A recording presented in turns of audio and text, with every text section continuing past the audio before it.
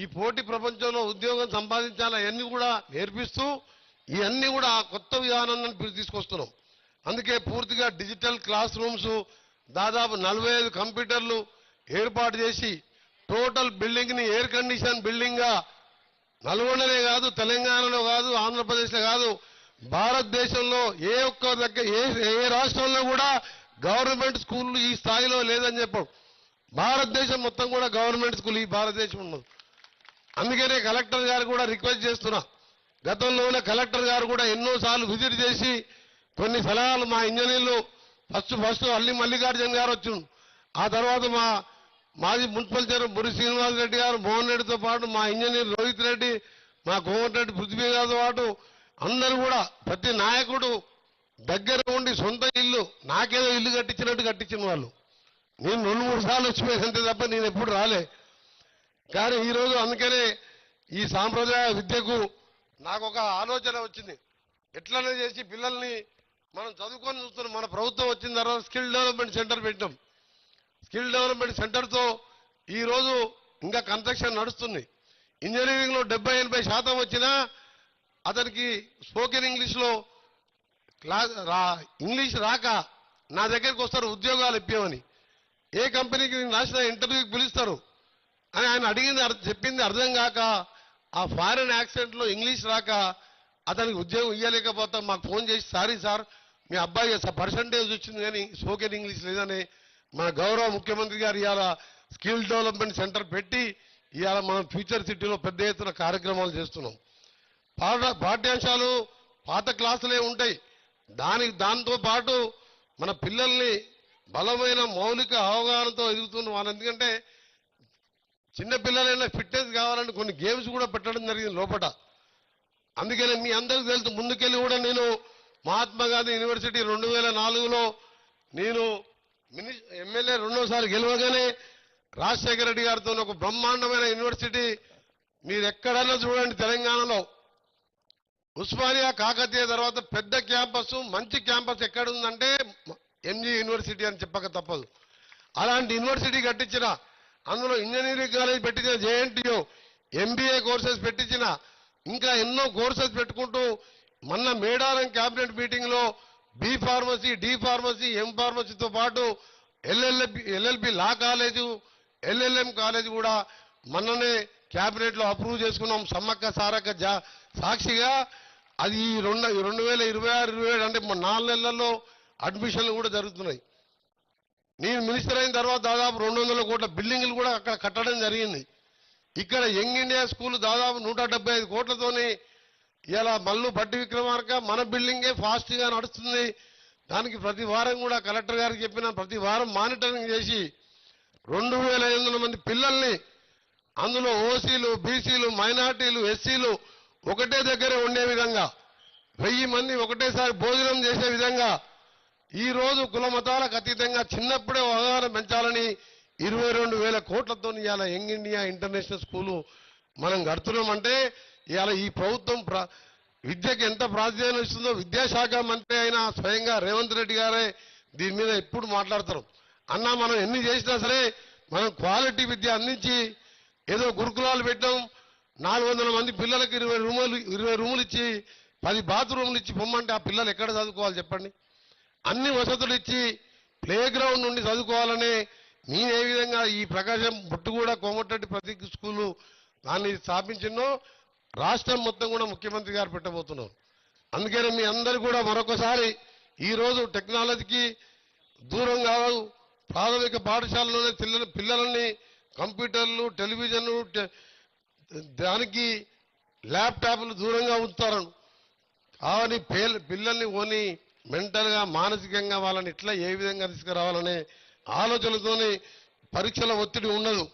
చిన్న వయసులోనే పిల్లలపై గ్రేడ్లు కావాలని తల్లిదండ్రులు కానీ వీళ్ళు కానీ ఎప్పుడు కూడా మనం ఒత్తిడి చేయకుండా మనం అందరం కూడా ముందుకు పోదామని మీ అందరూ కూడా మరొకసారి ఈ కార్యక్రమం ఈ ఇతరులతో ఆగదు.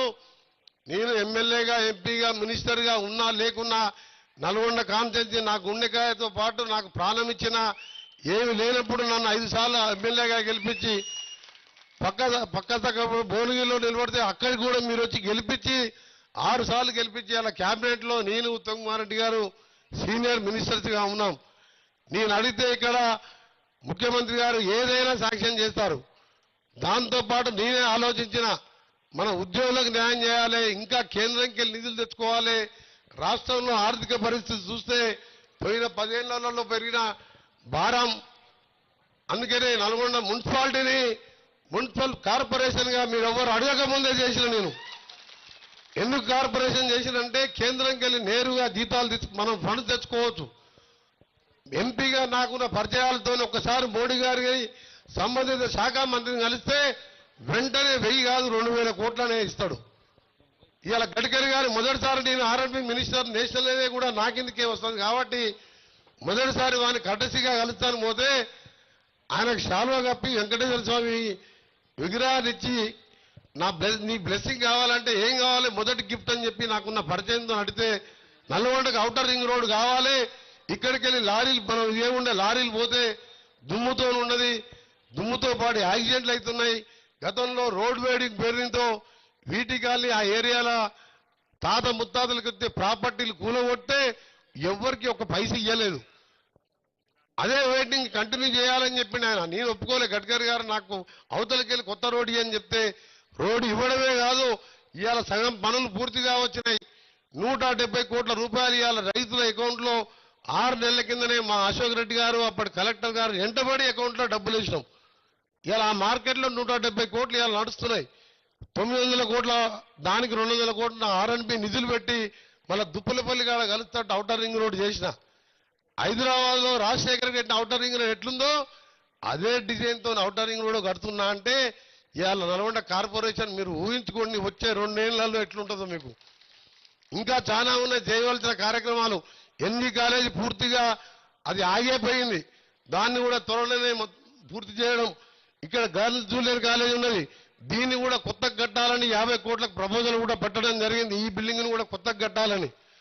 ఎందుకంటే ప్రభుత్వ విద్యా సంస్థలు టీచర్లు మంచిగా ఉన్నారు, లెక్చరర్స్ మంచిగా ఉన్నారు, వసతులు లేక ఇంగ్లీష్ మీడియం లేక కూలీనాలు చేసుకునే అక్క చెల్లెళ్ళు ఉపవాసం ఉండి ఒక పూట మా పిల్లగాడు ఇంగ్లీష్ నేర్చుకుంటే ఉద్యోగాలు వస్తాయని చెప్పి గవర్నమెంట్ లో ఇంతమంది టీచర్లు ఉండి ఇన్ని వేలు ఖర్చు పెడుతుంటే ఒక్కొక్కసారి మన ఆలేరు మోటకొండూరు మండలం మాటూరు విలేజ్ మీద ఒక సబ్స్టేషన్ శంకుస్థాపన నిన్నగాక మొన్న 12 మంది లెక్చరర్లు వచ్చి టీచర్లు వచ్చారు. టీచర్లు వచ్చి మా స్కూల్ కాంపౌండ్ వాళ్ళు వచ్చిందని ఆ స్కూల్ గ్రౌండ్ లోనే ఆ సబ్స్టేషన్ పక్కపెట్టి వెనకకు ఇదే సార్ మా స్కూల్ కాంపౌండ్ వాళ్ళు చూడండి అంత మొత్తం కూలిపోతట్టుంది అంటే సరే హెడ్ మాస్టర్ గారు 20 లక్షలు ఎమ్మెల్యే శాంక్షన్ చేస్తానని పక్కకున్న కలెక్టర్ చెప్పిన. అంత బాగానే ఉంది, మీ ఊళ్ళో జనాభానే 33,000 పైన ఉంది, మీ దగ్గర స్టూడెంట్స్ ఎంతమంది ఉన్నారని అడిగా. 34 మంది ఉంది సార్ అన్నాడు. మళ్ళీ ఆ పేపర్ తీసి ఆయనకి ఇచ్చిన. నీ కాంపౌండ్ వాళ్ళు లేదు, నీకో దండం, నీ కాంపౌండ్ వాళ్ళకో దండం. 3,000 మంది జనాభా ఉన్న స్కూల్లో 34 గవర్నమెంట్ విద్యార్థులు, 12 మంది టీచర్లు.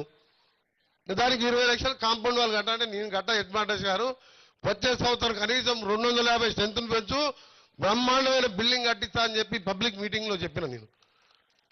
ఎందుకంటే పేదవాడు ప్రతి ఒక్క పిల్లగాడిని చదువుకోవాలని నా సొంత పిల్లగాడిని ఉపవాసం ఉండి ప్రైవేట్ స్కూళ్ళలో పంపిస్తున్నారు. నల్గొండ కార్పొరేట్ అంటే విద్యా విధానం పెద్ద దోసుకుంటూ ఎవరు లేరనుకో, అలా దోసుకొని పెద్ద లేదు. మనం చెప్పగానే 50,000 ఉంటే 20,000 ఇవ్వంటించేస్తాం. మా ఎంబీఆర్ మా రవికుమార్ అసంటోళ్ళు కొందరు తీసుకున్నా కానీ నా పేరు చెప్పగానే తక్కువ చేస్తారు. సెంట్ ఆల్ఫోన్స్ స్కూల్ అని మంచి స్కూల్ ఉన్నది, లిటిల్ ఫ్లవర్ స్కూల్ మంచి స్కూల్ ఉన్నది, కానీ ప్రభుత్వ పరంగా స్కూళ్ళని చేయాలనే కలెక్టర్ గారికి డిఓ గారికి ఒకటే రిక్వెస్ట్ చేసిన. కలెక్టర్ గారు మనం ఎన్ని చేసినా ఒక విద్యను అందిస్తే